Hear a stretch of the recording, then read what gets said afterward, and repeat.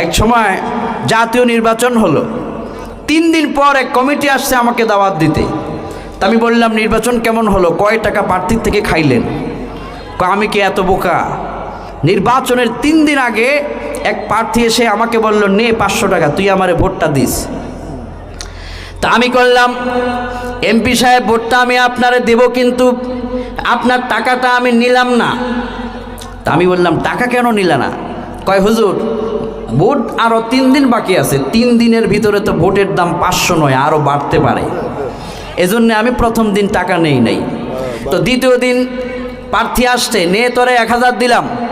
না, আরও তো 1 দিন বাকি আছে, তো নেব না, যেদিন ভোট হবে, ভোট হওয়ার আগের দিন রাতে আমি নেব, দেখি ভোট কয় টাকা ওজন ওঠে।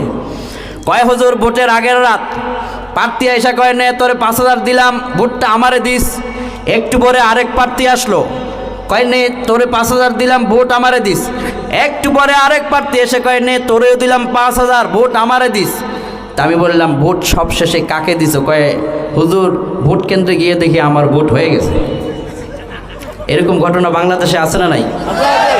ভোট কেন্দ্রে গিয়ে ভোট দিতে পারে নাই। ইনশাআল্লাহ আগামীর বাংলাদেশে আপনারা সবাই যেন আল্লাহর জন্য এই আমানত রক্ষা করতে পারেন, আল্লাহ যেন তৌফিক দেয়, পড়ি আমিন।